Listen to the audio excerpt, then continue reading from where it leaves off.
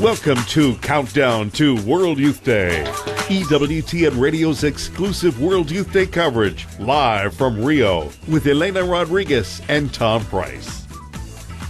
Good morning from the EWTN Radio studios here in Birmingham, Alabama. Yes, this is when you would normally hear the Holy Sacrifice of the Mass here on EWTN, and we will be bringing you the Mass in really about 30 minutes or so, but it won't be from Irondale.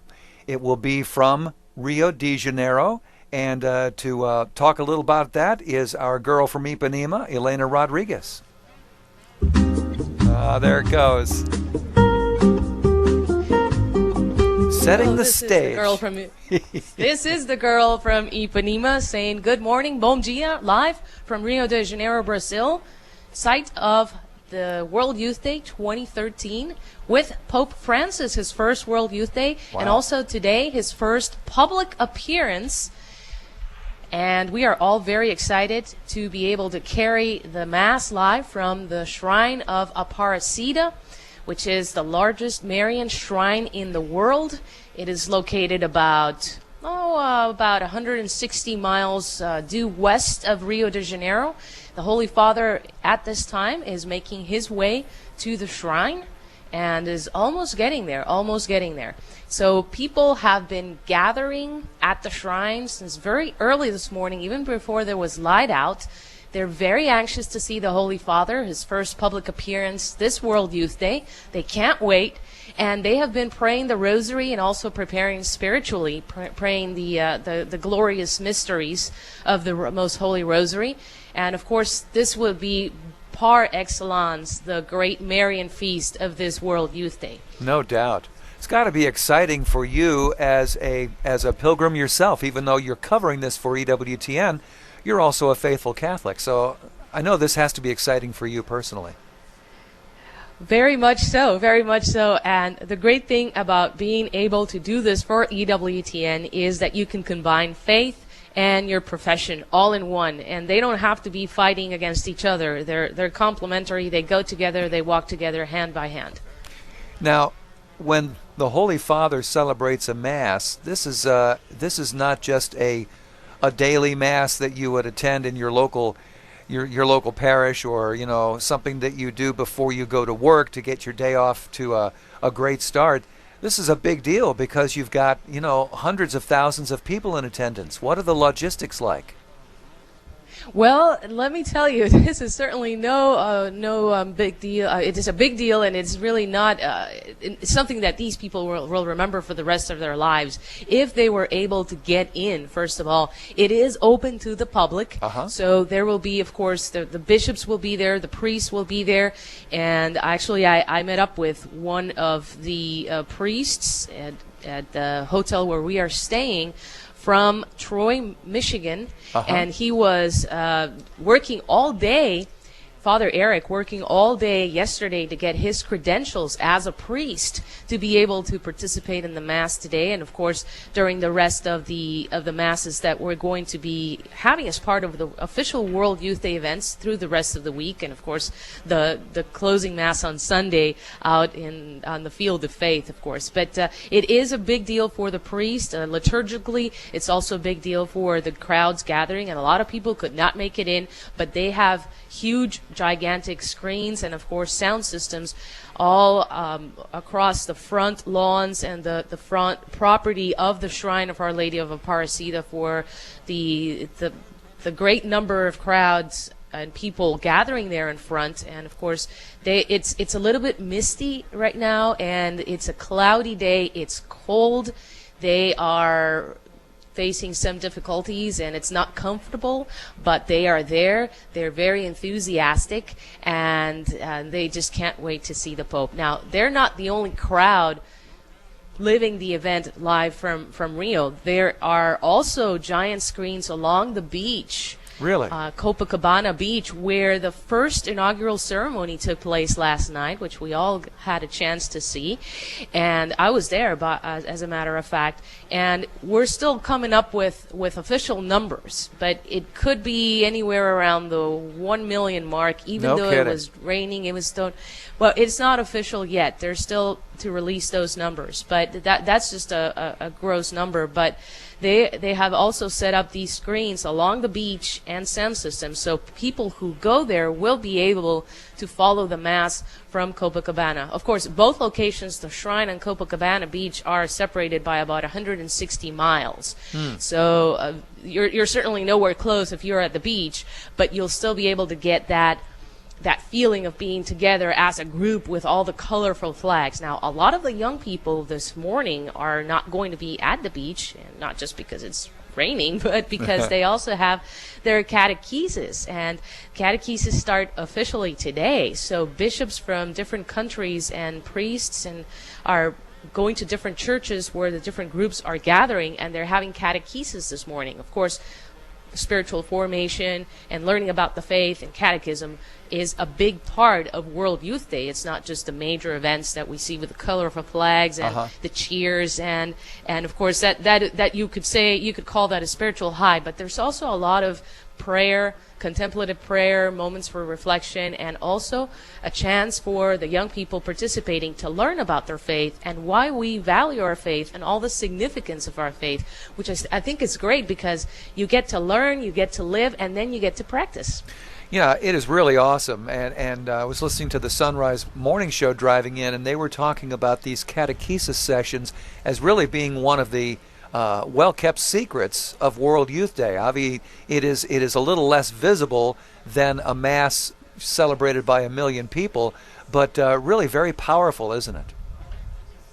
It is very powerful, and when you talk to the pilgrims, you really don't even have to ask. They come out openly and they tell you, oh, I'm really looking forward to catechesis and joining other groups. And they have also, even before getting to World Youth Day here in Rio, they have had their own spiritual preparation before coming to Rio, going back several months at their own parishes, at their own churches. They've been, of course, gathering as a group together and trying to raise funds and all the material logistics, but the number one thing they always mention, and this really is, I mean, it just warms up my faith. The number one thing they always mention is like, yes, we have been working together, we have been learning about our faith, we have been gathering together to pray, and we have been working with other groups in our church. So these young people who come here are really, many of them, leaders in their parish. As young as they are, they're already taking an active stand on proclaiming the gospel, which is very fitting for the theme of our World Youth Day. Go and make disciples of all nations. World Youth Day 2013. That's from St. Matthew 28:19. And it is invigorating. It really is, to speak to these young people. And you just have to think, if this is how they are at this young age, oh my goodness, the Lord is going to make their work so fruitful when they get a little bit older and they can take positions of even greater leadership as adults. Yeah. We're speaking here with Elena Rodriguez, live from World Youth Day 2013 on EWTN Radio. Elena, you mentioned earlier that you were at yesterday's Mass, which was actually the opening Mass for World Youth Day.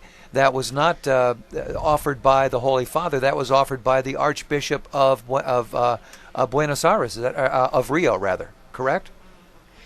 Yes, that is correct. It was not scheduled. The Holy Father was not scheduled to make an appearance. He did not. The Mass was presided by the Metropolitan Archbishop of Rio de Janeiro and the Archbishop Orani João Tempesta. Oh, very good, very good. I like that. And I'm learning Portuguese here. You are. And so he delivered a very powerful message to the young people, encouraging them to go and make disciples of all nations, to truly believe in a better world. And he was challenging the youth, telling them, many people say that there's no hope in the youth, but you are here, you are looking for a better world. Go and make it a better world. It is possible. Look at how many we are. And the crowds were roaring, the crowds were cheering. That the young people were there, probably started gathering maybe 5-6 hours before it all started. Really? Because they wanted to get a good view. And many of them were so far back. Of course, they were following on the jumbo screens, but they were so enthusiastic. the energy level never died down in preparation. And then, of course, they had religious groups and bands playing in preparation to the arrival of the Archbishop, and throughout the afternoon. And they had people warming up the crowds, and they had messages. They were praying Vespers. They prayed the missionary rosary as well. So there was a very festive environment, but also there was prayer, there was reflection, there were messages that build the faith. It was just a wonderful festival of faith and youth and culture and colorful flags, and the young people just couldn't believe that they finally made it there. And it was very, very happy. It was a very happy, momentous occasion. I was went onto our website yesterday, EWTN.com/WYD, and I got to look at one of I guess it was the very first 360. And the 360 that was posted on the web showed the actual construction of, the altar and everything else that had to be put together there at the Mass. Did you have a chance to see that? I haven't been on 360 yet due to some problems of access with internet, but I was at the beach. I was on the media tiers, the positions, the 3-level kind of building where all the media was, and so I was able to look at the structures. And it's incredible what they have done there, because you have to realize this is sand. It's very, very wide. It's a very wide beach. And I would say it's probably, let's see, if it would be about, what I've heard is about 70 meters. And in terms of feet, that's going to be about 220 feet in that vicinity. That's the width of the beach. And so they have set the stage on the sand, and it's just a monumental structure. And then all the positions and for the media, for the photographers, for the TV, the crew. And these buildings are, I don't know how deep they had to dig in to be able to make them solid. And they're solid structures. I mean, they're temporary structures, but they're solid. And another thing, they were able to withstand the wind. It was so windy last night, so windy. And all those structures, even holding the giant speakers, they were holding on very well, and nothing toppled over, and nothing was knocked over. And so it is just incredible what they have done. And that stage will have multiple uses, because even between event and event, there's cultural events going on for the young people as well, that are not the big events that are televised, but they're going on. So that stage has many uses. And of course, the Holy Father is going to have an official welcome on that stage Thursday, tomorrow afternoon, with the young people. There won't be Mass there, but he will have the official welcome with the encounter with the young people. It will be his first encounter. So all these structures that they have been building they have been working about 2 years, 1.5 to 2 years on this.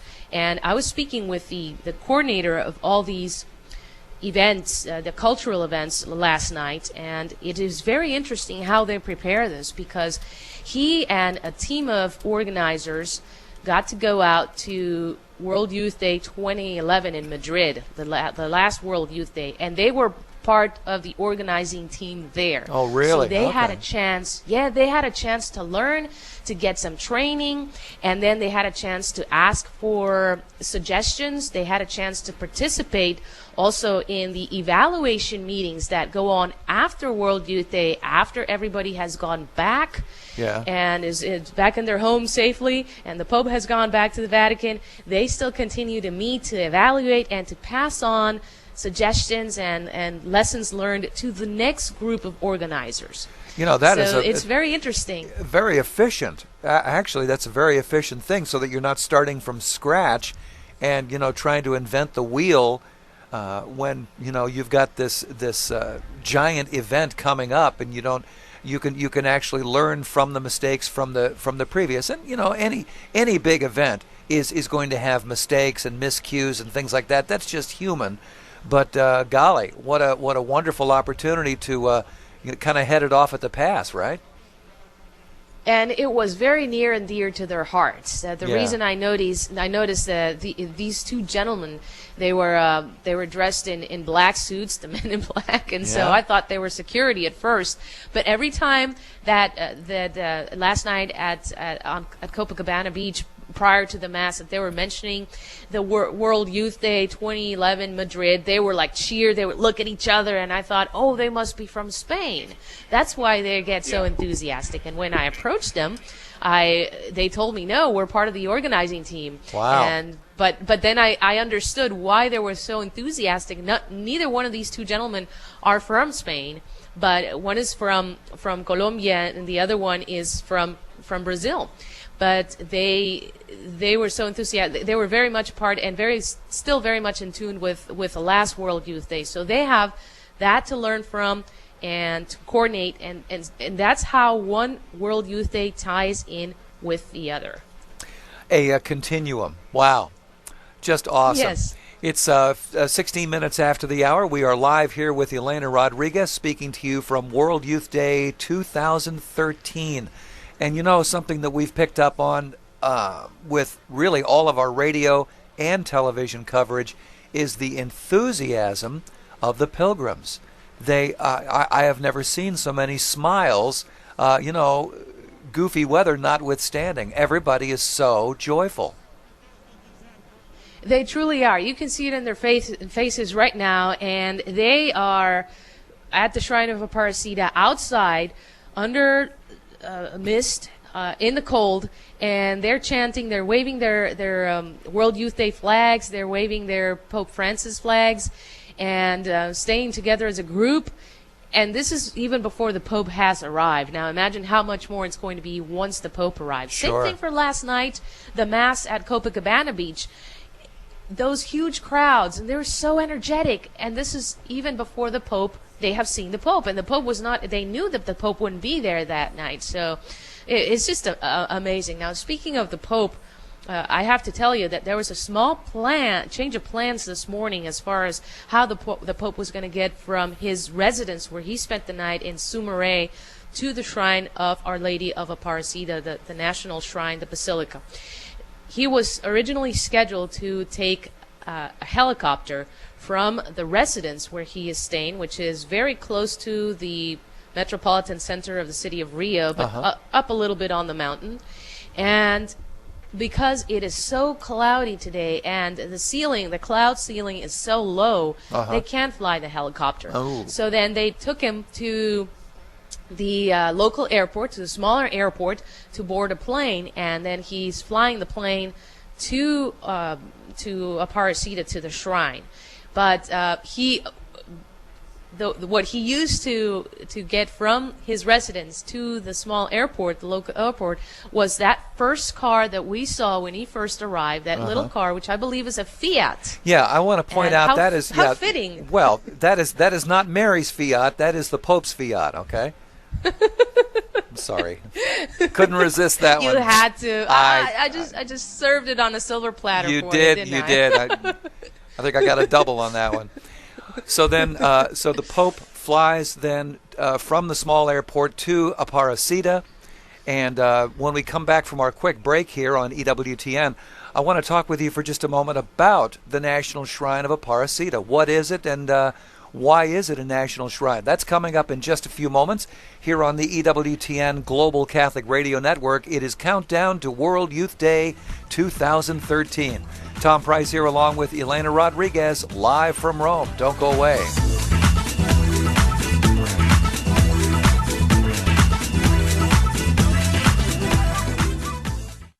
This is Life Issues with Brad Mattis, Executive Director of Life Issues Institute. Christ said if we follow him, the world will hate us. How true. Campaign Life Coalition is a great Canadian pro-life group. Its leader, Jim Hughes, is my good friend who works with me on the board of the International Right to Life Federation. The coalition contacted an IT company called the Databank to help improve their computer network.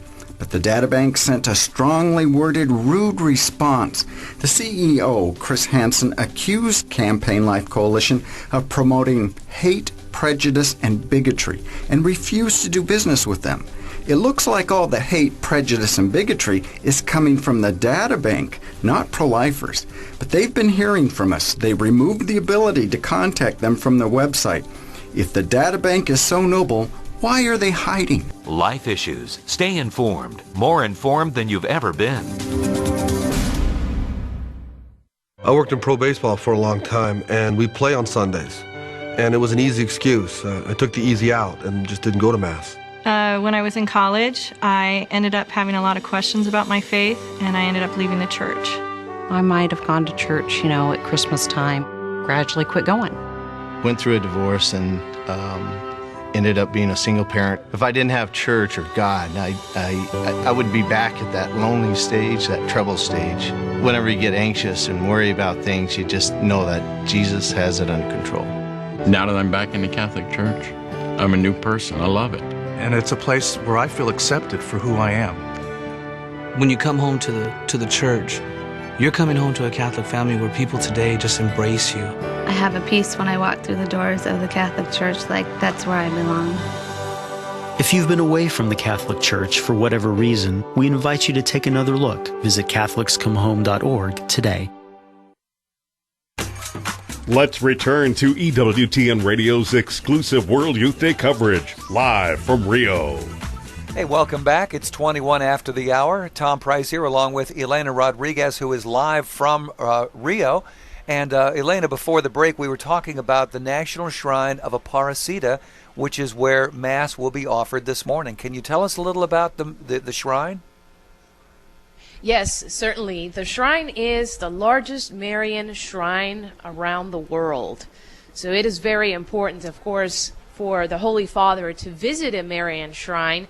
It is very much part of every World Youth Day, where the Holy Father at each time visits a Marian shrine. But in this case, we have to remember that the first thing that Pope Francis did when he was elected, of course we remember that day very well, the evening of March 13th, back into earlier this year. But the next thing that he did, the very first thing he did that next morning, was go in Rome to the Basilica, the Basilica of Saint Mary Major, which is one of the four major basilicas in the world, and he visited Our Lady under the title of Salus Populi Romani, the health of the people of Rome. Wow. And so he is a very Marian Holy Father, as all Holy Fathers that we have known have been very Marian. And so he has this devotion to Our Lady. Of course, being also from Latin America, he is by definition a very Marian person. So many reasons for him to be in love with our most blessed Mother, and he couldn't do any other thing but to have one of his very first public appearances here in Rio for World Youth Day to be at the Marian Shrine of Our Lady of Aparecida. Now, the word Aparecida means appeared, the one who appeared in Portuguese. So it is very fitting, and the story goes back to 1717. I have to tell you right now that we are beginning to get some images at this point, so I'm just going to stop the narration for a second just to tell you, I think the plane of the Holy Father has landed in Aparecida. We're going to get confirmation from that, and this is some audio from the clean feed from the airport. And once we are able to confirm that, we'll cut that in. But going back to the story of Our Lady of Aparecida, in 1717, the governor of the province of Sao Paulo was traveling through the area of Guaratinguetá, a small city on the valley of the Paraíba River, and he was heading out there to go to a gold mine. So the townspeople decided, let's hold a feast in honor of the government who's passing by our town. So 3 fishermen go out to the river, and they wanted to catch fresh fish and be able to serve it to the governor, and it was going to be, a whole celebration of the whole town.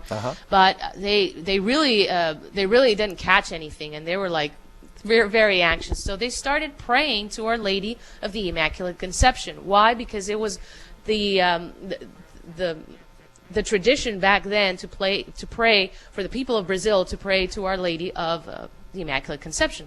Very good. So one of the fishermen is bringing in his catch, and this is after many times of getting bad luck and no catch. And then all of a sudden they're on the Paraiba River, and they reel in the catch, and they find a headless statue of Our Lady. But it was headless. There was no head. So they keep bringing in the nets, reeling in, and they find the head. And so they put it together, and they clean up the statue, and they find out that it's a black version of Our Lady of the Immaculate Conception, which they had never seen up until that point, Our Lady of the Immaculate Conception being black. And, of course, a huge amount of the population of Brazil nowadays and back then was black, so it was very representative. They continue to reel in the nets and bring in their nets for a catch, and they start getting a record-breaking amount of fish, so much so they had to leave some behind. And so they were able to have, of course, the feast, but the big thing was they brought in this image of the Immaculate Conception that just appeared, and there we get the name, the Aparecida, the one who appeared. So that's the story of the Shrine of Our Lady of Aparecida, and it is the national shrine of Brazil. Very much like you will find almost every country has a national shrine dedicated to Our Lady. And here's something where we can tie in the United States, because Our Lady of the Immaculate Conception is the patron saint of the United States. So that's a happy coincidence right then and there. And so there's been two moments in history where Our Lady of Aparecida has been disrespected, if you will. The first one was in 1978 when a Protestant person broke into the shrine and stole away the image. And so, but they tried to break it into pieces, but they were able to recover the image and were able to put it back together. And that's the image that we still have today. It's the original one that showed up in the river with the fishermen, and then that was stolen and then came back in 1978. And then in 1995, a television evangelical Pentecostal minister had a copy of an icon of Our Lady and started destroying it. Not the original, but it was like a copy of an icon.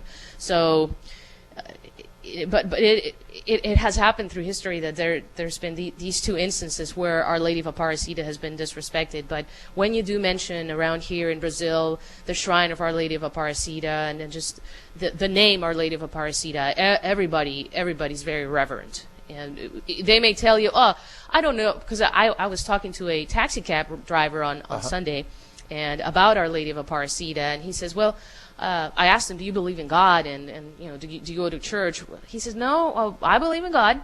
I don't go to church, but oh, yeah, I believe in God. And so I asked him, have you ever been to the Shrine of Aparecida? He says, oh, yes, every October 12th. Really? So people may not go to church, but they have this very much a devotion to Our Lady of Aparecida, and no matter who you talk to. So it is a very big deal that our Holy Father is visiting the shrine of the country that's hosting World Youth Day on a day like today. And so we're beginning to get these images from the airport. So we're awaiting the Holy Father to come out of the airplane that flew him between the smaller local airport in Rio and the airport at Aparecida. Again, they're about 160 miles apart. If you were to drive that on a typical day, Tom, it would probably take you, if there's no traffic, it could take you an hour and a half, but with traffic, realistically, you would have to plan about 3 hours. What about the way you drive, though? About 45 minutes? 45 minutes? Just about. Okay. Well, you know. Yeah. Okay. Very good. We're just if you tell me to be safe, I could probably do it in an hour, not 50 minutes. Okay. Fair enough. Well, we're just 1 minute away from going to our live feed from EWTN television. I want to remind everybody who has access to television, definitely go to EWTN TV and watch, be a part of this wonderful holy sacrifice of the Mass with Pope Francis. This will be the very first one with the Pope from World Youth Day. Elena, I want to thank you so much for all that you do. You're really painting the scene for us wonderfully. So thank you for all that you are doing there in Rio. Oh, my pleasure. I'm just delighted to be here. This is beyond incredible. Well, we're glad to have you with us, and we'll be back on the air live with Elena at 12 noon Eastern here on the EWTN Global Catholic Radio Network. It is World Youth Day 2013, live from Rio. Let's go now to our EWTN television coverage